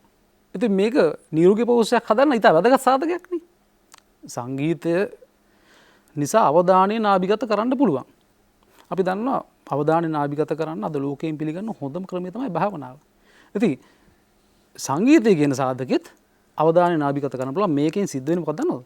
චංචලත්වයේ නිශ්චලත්වය ඇති කරනවා. පොඩ්ඩක් අපිට වාදනය කරලා පෙන්නන්නකෝ. ඔව් අපි වාදන කණ්ඩෙකුත් දෙකක් එකතු කරගමු මේ ඒක ටිකක් ස්වභාව සෞන්දර්යයට ගැලපෙන ආකාරයට අපි පාවිච්චි කරමු මේ ඒ වගේ නාද රටාවක්. නෑ බලන් ඉන්න කෙනෙකුට දරුවෙකුට උනත් තෝරගන්න පුළුවන් තමන්ගේ පෞරුෂත්වයට දැන් භාවනාවට කමටහන් දෙන විදිහක් තියෙනවා අපේ ස්වාමීන් වහන්සේ දන්නේ. ඒක චරිත විභාගයක් තියෙනවා අපේ බෞද්ධ සම්ප්‍රදාය අනුකූල චරිත ස්වභාවයේ අනුව තමයි. ඒ වගේම අපේ චරිත ස්වභාවයේ අනුව අපට තෝරගන්න පුළුවන් සංගීත ශෛලිය වුණත්. මහාචාර්යතුමා මම වැරදිද? හරි පොඩ්ඩක් නිදසුනක් දෙකක් පෙන්නන්නකෝ. දැන් මෙතනදී මම ස්වභාව සෞන්දර්යයට සම්බන්ධ වාදන ඛණ්ඩයක් කරලා ඉවරලා ඊටු පැහැදිලි කිරීම කරන්න.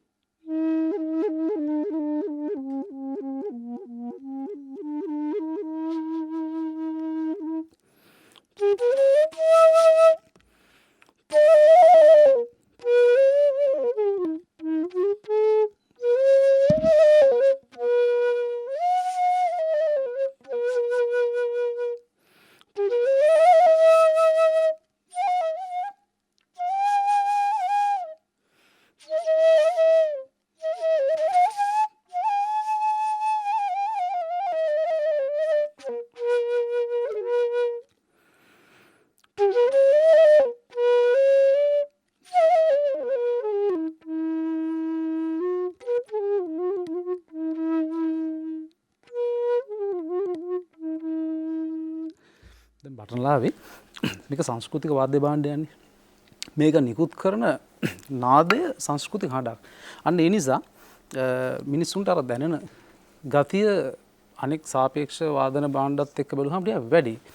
එතකොට අර මිනිස්සුන්ගේ හිත නිවෙන తত্ত্বය මං හිතනවා බටනලා වගේ අපි හඳුරන්නේ ඒ නාද ප්‍රවාහයක නාද රටාවක අපිට පොඩ්ඩක් අර සංස්කෘතික අපේ ඇහිලා පුරුදු නාද ප්‍රවාහයක් නිසා ටක් ගාලා මේක ඕන කෙනෙකුට ලගන්නා සුළු බවක් තියෙනවා.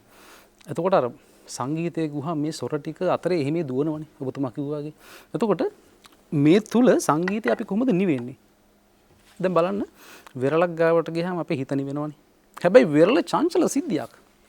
බෝගහේ කොළ ටික හෙලවෙනකොට මේ ඒකේ රිද්මයක් තියෙන එක මේ නිශ්චල දෙයක් නෙමෙයි. අන්න මං හිතනවා මෙතන තියෙන්නේ චංචලත්වයේ නිශ්චලත්වයේ කියලා. මේක හරි වැදගත් කෙනෙක්ගේ හිත නිවා ගන්න. ලයිෆ් බොයි ෂැම්පූ ලෙද කිරි ප්‍රෝටීන් සහ මල්ටිවිටමින් හිසකෙස් මුල සිට පෝෂණය කර ශක්තිමත් කරයි.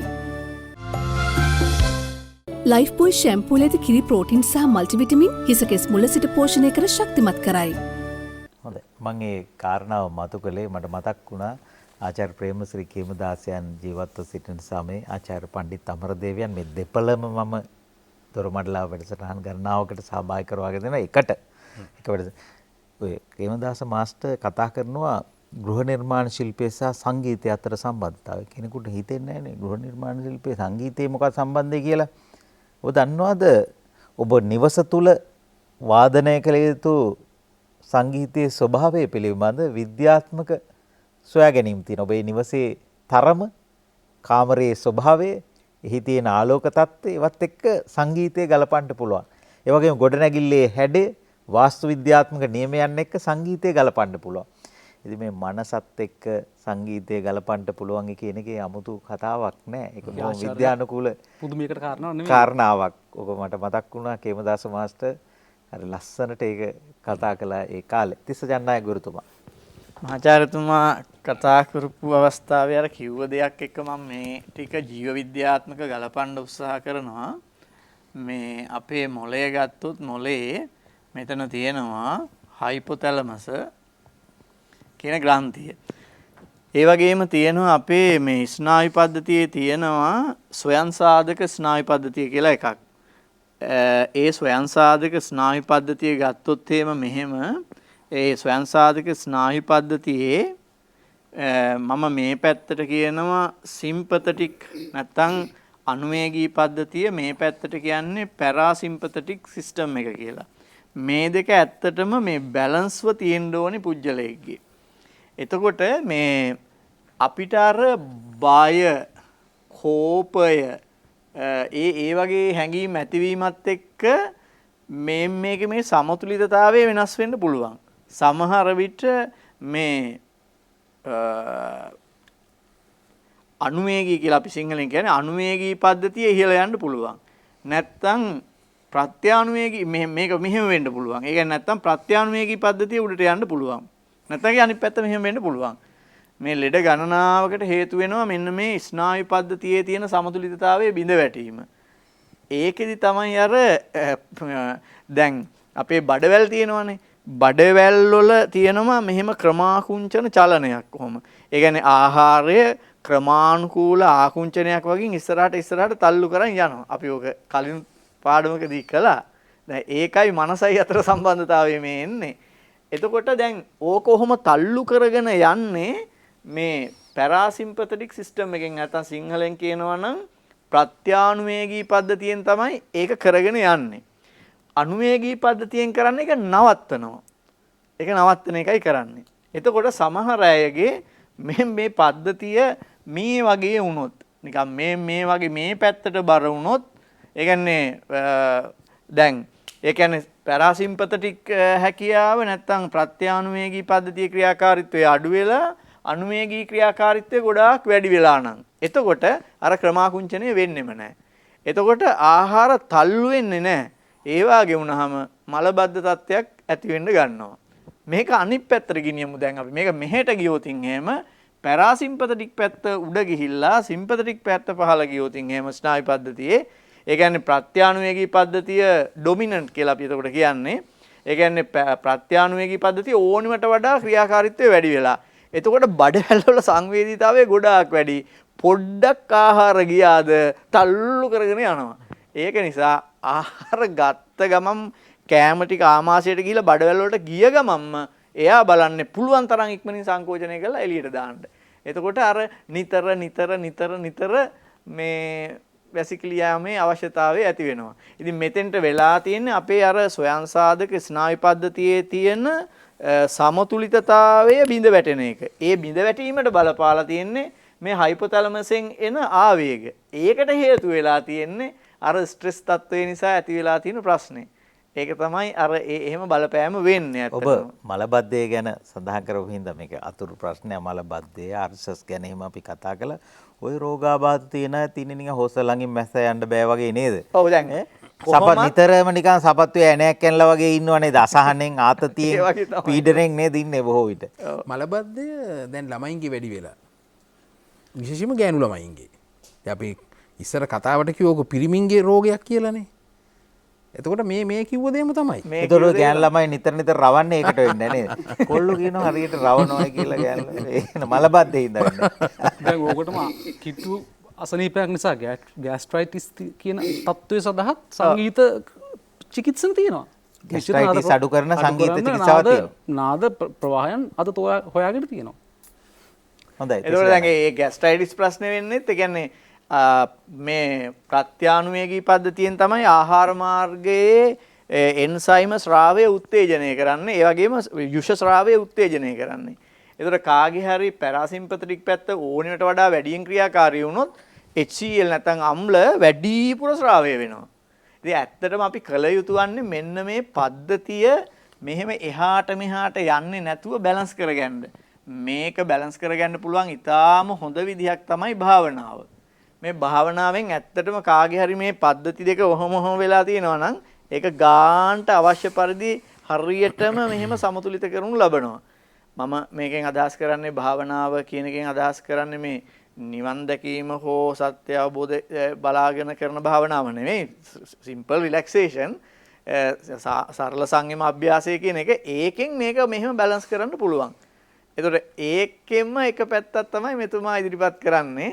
ඒක අපි අද අලුතින් අත්හදා බලන දෙයක්. ඒ තමයි මේ බැලන්ස් කිරිල්ල සංගීතේනුත් කරන්න පුළුවන් කියන එක. ඒ වගේම ඔය වාපිත්සෙම් පදනම් කරගෙන කරන විග්‍රහය අපේ පෙරදිග දේශීය වෙදකමේදී හැම විග්‍රහ කරනවනේ ඒකත් තියෙනවා නේද මානසික සම්බන්ධතාවයක්. ඔව් මේ ස්නායු පද්ධතියේ මේ වෙනස් වීම තමයි ඇත්තටම ඔය වාපිත්සෙම් කෙපීම කියන එකෙන් විග්‍රහ කරනු ලබන්නේ. ඇත්තටම අපේ ස්නායු පද්ධතියට බරපතල මේ බලපෑමක් එල්ල කරනවා මේ ස්වභාවිකව සාමාන්‍යයෙන් ජීවත් වෙන මිනිස්සෙකුට වඩා දැඩි ආතතියින් මානසික පීඩනයට ලක්වන මිනිසුන්ගේ ස්නායු පද්ධතියේ ක්‍රියාකාරීත්වය සාමාන්‍ය කෙනෙකුට වඩා වෙනස්. ඒ වෙනස නිසා අර වගේ ප්‍රශ්න ඇති වෙන්න පුළුවන්. දැන් තවත් දෙයක් තියෙනවා. දැන් අපි හිතමුකෝ මම අර කිව්ව විදිහට අනුවේගී පද්ධතිය වැඩි වුණොත් අපි කලින් පාඩමකත් කිව්වා හෘද ස්පන්දන වේගය වැඩි වෙනවා. හෘද ස්පන්දන වේගය වැඩි වෙනකොට මොකද වෙන්නේ? රුධිර පීඩනය වැඩි වෙනවා. ඉතින් ඒ විදිහට දිගට කාලයක් ඉන්නකොට ඔන්න අධිරුධිර පීඩනය කියන තත්ත්වයට එනවා. ඊළඟට ඒ අනුවේගී පද්ධතිය ගොඩාක් ක්‍රියාකාරී වුණොත් අක්මාවෙන් රුධිරයට නිදහස් කරන ග්ලූකෝස් ප්‍රමාණය වැඩි කරනවා. ඒ ග්ලූකෝස් ප්‍රමාණය කාලයක් තිස්සේ වැඩි කරගෙන යනකොට දියවැඩියා කියන තත්ත්වයට එනවා. ඒ කියන්නේ බෝනවන රෝග ලැයිස්තුවම ওই විදිහට තමයි. බෝනවන රෝග ලැයිස්තුවම මේ විදිහට විස්තර කරන්න පුළුවන්. ඒ ලැයිස්තුවටම අදාළ වෙන්නේ අපේ තියෙන ස්වයං සාධක ස්නායු පද්ධතියේ බැලන්ස් එක නැති වෙන එක. ඒ බැලන්ස් එක නැති කරන්න හේතු වෙන්නේ හයිපොතැලමසේ ක්‍රියාකාරීත්වය. හයිපොතැලමසේ ක්‍රියාකාරීත්වයට හේතු වෙන්නේ මානසික පීඩනය, ආතතිය වගේ දේවල්. ඒතර මානසික දැන් අර මේ අපේ ජාතික රෝහලේ තියෙනවා මේ අධිරුධිර පීඩනයට මේ බෙහෙත් යන්න එන ක්ලිනික් එකේදී ඒගොල්ලන්ව අරගෙන භාවනාවට යොමු කරනු ලබනවා. මොකද ඒ බෙහෙත් දීලා විතරක් එවන්නේ නැහැ. දැන් බෙහෙතයි අර භාවනාවයි දෙකම දාගත්තොත් මේ යම් ප්‍රමාණයකට බෙහෙතෙන් ලැබෙන ප්‍රයෝජනෙත් වැඩි වෙනවා. බෙහෙතෙන් ලැබෙන ප්‍රයෝජනෙත් වැඩි වෙනවා. එතකොට ඊට පස්සේ දැන් අපි අද මෙතුමත් එක්ක කතා කරේ මේකට සංගීතය වගේ ඒකත් ඇත්තටම දැන් අපි කියන්නේ බෙහෙත් බොන එකට කියන්නේ රසායනික චිකිත්සාව. එතකොට මේ කරන්නේ එක්තරා ආකාරයක චිකිත්සාවක්. එතකොට දැන් අර අපි සාම්ප්‍රදායික හුරු වෙලා තියෙනවා මේ හැම දෙයකටම බෙහෙත්ම වලින් මේක කරන්න ඕනේ කියන එක. එතකොට දැන් ඊට පස්සේ අපි අර මම කලින් වතාවේදී කිව්වනේ මේ විෂාදේ නැත්තම් ડિප්‍රෙෂන් කියන රෝගී තත්ත්වය ගැන කතා කරන එකක් ගැන අපි කතා කරමු කියලා. ඊට කලින් මට හිතුණා අපේ මහාචාර්යතුමා අර ළමා කාලය ගැන කතා කරපු හින්දා ඒකත් එක්ක එන මේ සුලභ බෙහෙත් බොන්න නැති රෝග ටිකක් තියෙනවා ළමයි ගාව. ඒවා ලෙඩද කියලාත් සමහර අය දන්නේ නැහැ. ඒ තමයි මේ අර සමහර වෙලාවට පොඩි කාලේ ඕනිවට වඩා සෞඛ්‍ය සම්පන්න කරන්න ගිහිල්ලා. මට දැන් මෙතන පොඩි ප්‍රශ්නයක් තියෙනවා මේ කොරෝනාත් එක්ක නිතරම අතසෝදන්න ගිහිල්ලා ඒක සෞඛ්‍ය අනුකූලව මේ වසංගතයේදී එහෙම කරන්න ඕනි තමයි.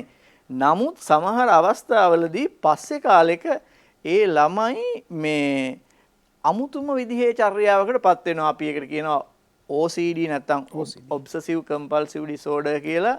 ග්‍රස්තීය අනිවාර්යතා අක්‍රමතාව මට සිංහල එක හරියටම වචනේ මතක නැහැ. එතකොට මේ එයාට එනවා මේ එයාවත් දන්නේ නැහැ. ටිකක් වෙලා යනකොට හිතනවා මේ අත අපවිත්‍ර වෙලා ඇති. මේ හොදන්න ඕනේ. ඊට පස්සේ තව හොදගෙන එනකොට මොහක හරි ගෑවුනොත් ආයි හොදන්න ඕනේ. හොදන්න නැතුව ඉන්නකොට හරි අමාරුයි. හුස්ම හිර වෙන්න වගේ එනවා. දැන් ඇතුලෙන් සිතුවිල්ලක් එනවා. අත හොදහන්. සමහර අය අත සමහර අය මුළු ඇඟම නාන්න ගියාම ගෙදර තියෙන වතුර ටැංකිය ඉවර වෙනකම්ම නානවා. සමහර වෙලාවට සමහර අය මං අහලා තියෙනවා අම්මෝ අක්කා යන්න කලින් බාත්රූම් එකට යන්න ඕනේ. එහා ගියොත් ආයෙ නම් අපිට යන්න අවස්ථාවක් හම් වෙන්නේ නැහැ කියලා. මොකද වතුර ටැංකිය හිස් වෙනකම්ම නානවා. ඒකත් එක්තරා මානසික මේ මං හිතන්නේ මේ එන ආතති අපේ සිත තුළ දරාගෙන ඉඳලා යටිසිතේ තැම්පත් වෙලා ඒක වෙනම දෙයක් බවට පත් වෙලා එළියට එනකොට ඒ පුජ්‍යලයා දන්නෙත් නැහැ මට මොකද්ද වෙලා තියෙන්නේ කියලා. ඒ කියන්නේ එයාටවත් ඒක විග්‍රහ කරගන්න බෑ. ඒ වගේම මම දැකලා තියෙනවා සමහර ළමයි පොත් හොදනවා. මම මේක පන්තියේදී දැකලා තියෙනවා. පොත් හොදනවා. ගෙදරින් අරගෙන ආවිලා ලේන්සුවක් ටැප් එක ගාවට ගිහිල්ලා අර ඩ්‍රෙස් එකේ තියලානේ ලිව්වේ. ගෙදර යන්න කලින් පොතේ පිට කවරේ පොලිතීන් එකක් දාලා තියෙන්නේ. ඒක හොදනවා. ඒක හොදලා තමයි බෑග් එකේ දාගන්නේ. පොතේ පිට කවරේ හොදනවා. ඉතින් මම අහපුවාම කියනවා නෑ සර් මට ඒක දාගෙන ගියොත් යන්නේ කොහෙද කියලාවත් මතක නැහැලු. කොච්චර හරි ඒකමයි ඔළුවට එන්නේ. උන්න ඔය වගේ තත්ත්වයක් තියෙනවා. හරියට ළමයි ඒකෙන් පීඩා විඳිනවා. ඒ ළමයි දන්නේ නැහැ ඒක ලෙඩක්ද කියලා. ඒගොල්ලෝ හිතාගෙන ඉන්නේ Tamanට පුරුදු වෙච්ච පුරුද්දක් කියලා. දෙමව්පියොත් එහෙම කියනවා. ඔයාලා මෙයා පුරුදු වෙලා තියන්නේ ඔහොම තමයි. ඇත්තටම මෙතන පොඩි ගැටලුවක් තියෙනවා. ඒක අවබෝධ කරගෙන ඒකට ට්‍රීට්මන්ට් එකක්. ඒ කියන්නේ මේ බෙහෙත්ම බොන්න ඕනි නෑ. ඒකට විවිධ ක්‍රම තියෙනවා. මම හිතන්නේ අපේ මහාචාර්යතුමා පැහැදිලි කරා ඒ විදිහට මේ දෙමව්පියන්ටත් දරුවන්ටත් මෙතන මේ සාමාන්‍ය චර්යාව නෙවෙයි මේ මිනිස්සෙක්ගේ මේක අසාමාන්‍ය චර්යාවක් කියලා අවබෝධ කරගන්න ඕනේ. නැත්නම් ඒ අය හරියට පීඩා විඳිනවා මේකෙන්. ඒ කියන්නේ අර දැන් ඇඳුම් උනත් එහෙමයි. ඇඳුම හොදලා ආයෙ අරගෙන ඇවිල්ලා ඒ එනකොට මොහොක හරි ගෑවුනොත් ආයෙ ගිහිල්ලා ආයෙ හොදනවා. ආයෙ මුල්ල ඉඳන්ම සෝදනවා. ඉතින් මේවයින් හරියට පීඩා විඳිනවනේ. සමහර ළමයි මගෙන් ඇවිල්ලා අහනවා ඒ වාගේ දේවල් ගැන විභාගෙට ඔන්න මෙන්න කියලා තියෙද්දි වැඩි වෙලා. එතකොට මම කියන්නේ බොහොමත්ම අමාරුයි නම් මේ ඒක කොහොම ගියාවේ අපි විභාගේ ඉවර වෙලා මේක මොකක් හරි කරමු කියලා. මොකද ඒකට ප්‍රතිකාර කරන්න ගියොත් එහෙම ඊට පස්සේ එතනත් ප්‍රශ්නයක් ඇති වෙන නිසා එවැනි ප්‍රශ්නක් තියෙනවා. ඒ ඇවිල්ලා අර මූලික ප්‍රශ්න ඒකේ අර අපේ මහාචාර්යතුමා පැහැදිලි කරා වගේ ගැඹුරටම ගියාම තමයි විෂාදය කියන தത്വෙටපත් වෙන්නේ. මම හිතන්නේ ඊළඟ වාරයේදී අපි ඒ ගැන කතා කරමු. අර හෝදන ප්‍රතිශත ප්‍රමාණය අඩු නෑ. ප්‍රතිශතය අඩු නෑ. එකම දේ අපි හරියට සමීක්ෂණයක් නෑ. අපේ උසස් පෙළ පන්තිවල අත හොදන අය, ඇඟ හොදන අය, නාන අය පැය ගණන් ප්‍රතිශතය කොච්චරක්ද කියලා අපේ හරියටම සමීක්ෂණයක් නැහැ. ඉතින් ඔම හොදන අය ඉන්නවා, බය වෙන අය ඉන්නවා. එක එක විකෘති හැසිරීම් එක එක දේවල් වලට වඳින අය චෙක් කරන අය ඉන්නවා. ඔහොම විශාල ප්‍රමාණයක් තියෙනවා. ඔන්න එක වැදගත් එකක් තමයි මේ හිටපු ගමන් මේ ළමයි මේ හොඳට පාඩම් කරගෙන ගිහිල්ලා හිටපු ගමන් මේ ළමයි කියනවා දැන් ඔක්කොම ඉවරයි. අපි පාවිච්චි කරන වචනේ බ්ලැක් අවුට්. කරන්ට් එක ගියා වගේ. මේන් ස්විච් එක ඕෆ් කරා වගේ. Black out. මතකත් නැහැ. ඉස්කෝලේ යන්නත් බෑ. පාඩම් කරන්නත් බෑ. මුකුත් කරන්න බෑ. ඒ කියන්නේ මේ පද්ධතියට මේක තද කරලාද මේ යමක් රෝදයක් කරකවන වේගයක් තියෙනවනේ. මේක කරකවල වේගය වැඩි වෙලා එක අවස්ථාවකදී චේන් එක කැඩිලා ගියා වගේ. ලයිෆ් බෝයි ෂැම්පූල ඇති කිරි ප්‍රෝටින් සහ මල්ටිවිටමින් හිසකෙස් මුල සිට පෝෂණය කර ශක්තිමත් කරයි. ලයිෆ් බෝයි ෂැම්පූල ඇති කිරි ප්‍රෝටින් සහ මල්ටිවිටමින් හිසකෙස් මුල සිට පෝෂණය කර ශක්තිමත් කරයි. අර සමහර ළමයින්ට තියෙනවා මහාචාර්යතුමනි ආයෙත් මෙහෙම දෙයක්. ඒ කියන්නේ කාලයක් හොඳට මේ වැඩ කරගෙන ගිහිල්ලා දැන් ඒකේ කාලෙකදී හිතෙනවා ඒකක් කරගෙන යනකොට මට අර පරණය මතක නැතුව ඇති. මතක නැතුව ඇති කියලා හිතනවා. ඊළඟට තව එකක් තියෙනවා සමහර ළමයින්ට පන්තියේදී ප්‍රශ්නයක් දීලා උත්තරේ ලියන්න කිව්වොත් හරියටම උත්තරේ ලියනවා. විභාගයට ගැළපෙන විදිහට මේ ඩෙස් බංකු තියලා පේලි වෙන් කරලා විභාග මානසිකත්වයේ අර්ථය ලියන්න කිව්වම ඒ උත්තරේම ලියා ගන්න බෑ. එහෙම ප්‍රශ්නක් තියෙනවා. අපි දැන් මෙතෙක් වෙලා මේ සාමාන්‍ය කාංසාවෙන් පටන් අරගෙන විවිධාකාර ශාරීරික මානසික සහ මනෝකායික දෙකම එකට එකතු කරලා ඔහොම විවිධ ආබාධ ගැන කතා කරලා අවසානයේ අර පල්ලෙහාටම එනකොට මෙතන පල්ලෙහා කියලා කියන්නේ පන්ති කාමරයේ යම් ශිෂ්‍ය ප්‍රමාණයක් ශිෂ්‍යෝ 40ක් කියමුකෝ. අර අඩු ප්‍රතිශතයක් තියෙන රෝග කීපයකුත් තියෙනවා. ඒ අතරින් ඉතින් ලංකාවේ ටිකක් ජනප්‍රිය ප්‍රසිද්ධ රෝගය තමයි ওই විෂාදය කියන එක. මේක ඉතින් ස්වරූප කීපයක් තියෙනවා. වැඩිපුර බහුතරයක් දකින්න තියෙන විෂාද තත්වයන්. කියන්නේ නියම රෝගයම නෙමෙයි. නිකන් ඒ ලක්ෂණ තියෙනවා. මොනවද තියෙන්න පුළුවන්? සතුටක් නැහැ. කෑම කන්න හිතෙන්නේ නැහැ. වැඩක් කරන්න ධෛර්යයක් නැහැ. ඒකට ඕන කරන ශක්තිය නැහැ. ඊළඟට පිරිසිදුකම අඩුයි. උදෙන්ම නැගිටලා මුණකට හොදගෙන ඇඳුමක් ඇඳගෙන පන්ති ගිහිල්ලා ඒ වගේ හැම එකම පොඩි ස්ලෝ ගතියක් තියෙනවා. එතකොට අපි ඒක මන්ද අඩු මට්ටමේදී අපි කියනවා විෂාද ලක්ෂණ කියලා. එතකොට ඒ වගේ එකක් අපේ උපදේශක මහත්මයෙකුට පෙන්නලා කතා බහ කරලා සුදුසු උපදෙසක් දීලා ඒක විසඳ ගන්න පුළුවන්. හැබැයි මේක තව ටිකක් වැඩි වුණොත් එතකොට නම් උපදේශනයේ සීමාව ඉක්මවා යනවා. වෛද්‍යවරයෙකුට පෙන්වන්න ඕනේ. ඖෂධ ප්‍රතිකාරයක් අවශ්‍ය කරනවා. නියම වේලාවට ඖෂධ ප්‍රතිකාර නොලැබුණොත් විෂාදය වැඩි වෙලා සියදිවි නසා ගැනීමත් තියෙනවා. එතකොට ළමයි 1000ක් විතර ඉන්න පාසලක අවුරුදු 2-3කට සැරයක් ළමයෙක් දෙන්නෙක් සියදිවි නසා ගන්නව හෝ සියදිවි නසා ගන්න උත්සාහ කරනවා. එහෙම තත්ත්වයන් තියෙනවා. හැබැයි තත්ත්වයන් වළක්වන්න පුළුවන්. වළක්වන්න පුළුවන්. ඒක එක තනි ක්‍රියාවලියක් නෙමෙයි. අර උපදේශක මහත්මයා, ගුරුවරයා, විදුහල්පතිවරයා, එතකොට අපේ ස්වාමින් වහන්සේ එහෙම කණ්ඩායමක් එකතු වෙලා ඒ මට්ටම් වලින් මේකට විසඳුම් දෙන්න ඕනේ. එතකොට ඒ ළමයි ගැන සොයා බැලීමක් අර අපි ඉස්සෙල්ලාම කතා කරා වගේ ඒ ළමයට කියන්න දෙයක් තියෙනවා නම් ඒක අහගෙන ඉන්න, සුදුසු උපදෙසක් දෙන්න. එතකොට අර හසන්ත මහත්මයා කලින් කිව්වා වගේ අර අමාරුම තප්පර 10 පනින්න උදව් කරන ඔහොම සාමූහික ක්‍රියාදාමයක්. ඒ විදිහට තමයි මේ ડિප්‍රෙෂන් කියන தত্ত্বය කළමනාකරණය කරගන්න පුළුවන් වෙන්නේ. විශේෂයෙන්ම හසන්ත මහත්මයා මේ ප්‍රධාන දේ තමයි ළමයාගේ වෙනස් වීම හඳුනා ගන්න පුළුවන් වෙන්න ඕනේ.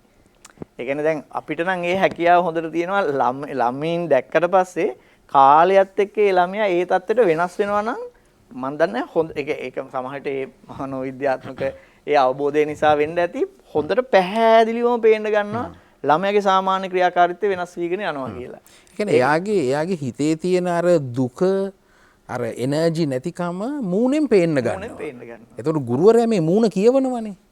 මේ පන්ති කාමර අධ්‍යාපනයේ වැදගත් වෙන්නේ ඒකනේ. ප්‍රසන්න මූණක් නැහැ කොහොමද? නෑ. ගුරුවරයාට පේනවා මෙයාගේ මූණේ ප්‍රසන්නභාවය ක්‍රමයෙන් අඩු වෙලා යනවා.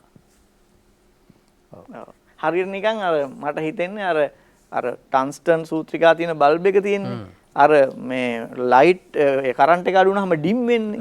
අන්න ඒ වගේ වෙනවා. ඩිම්වීමක් තමයි ඇත්තටම වෙන්නේ.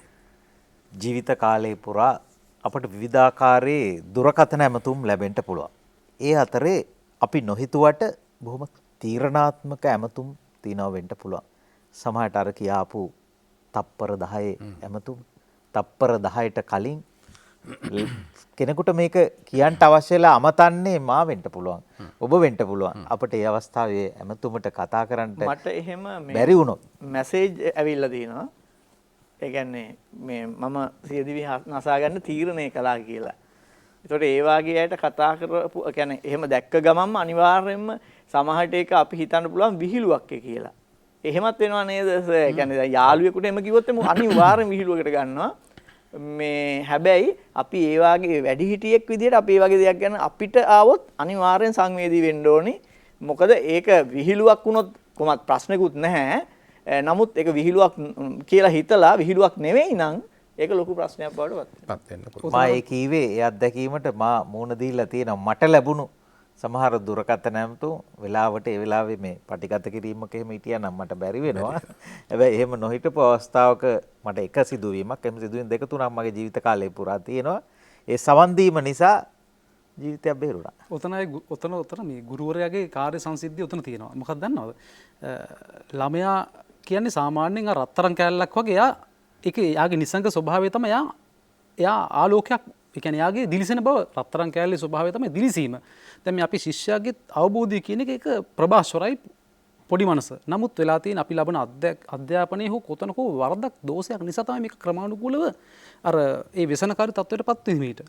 අන්න මේක අවබෝධ කරගන්න ගුරුවරයා දක්ෂ වෙන්න ඕනේ. වැඩේ කියන්නේ ගුරුවරයාත් අර වගේ හොස්තල ළඟින් මැස්ස යන්න බැරි අර ගියාපෝගේ සපත්තුවේ ඇණයක් කැනිච්ච වගේ කෙනෙක් නම් අර ගියාපෝගේ කායික රෝග තියෙන මලබද්ධය අර්ථස් වගේ ඒවා තියෙන ඔය බඩවැල් වල ප්‍රශ්න කිව්වා ඕවා තියෙන කෙනෙක් නම් ඉතින් පන්ති කාමරයට ආපු වෙලාව ඉඳලා ළමයින්ගේ පිටින් යන්නේ ඔය ටික ඊට පස්සේ ටික අර පන්තියේ ඉන්න පොඩි ළමයි ටික එක ගුටි කනවා එක්ක ඇති වෙයි එක්ක නැති වෙයි අපේ රටේ නම් ගුරුවරු වැඩි දිනෙක එහෙමයි නෙමෙයි ඉඳ හිට එහෙම චරිතක් තියෙනවා මා කියන්නේ එවැනි තත්ත්වයන් වල ඉන්න අය ගුරු වෘත්තියටපත් වුණොත් ප්‍රශ්නයක් තියෙනවා එතන. මානසික සුවය ගැනයි අප කතා කළේ. මානසික ආතතිය, විෂාදය, මානසික අවපීඩනය වැනි යෙදුම් පිළිබඳව අප කතා කළා. රෝගී තත්ත්වයන් පිළිබඳව කතා කළා. ඒව වළක්ව ගන්න කොහොමද කියලා අප කතා කළා. ජීවිතයක් බේරගන්න හැටිත් අප කතා කළා.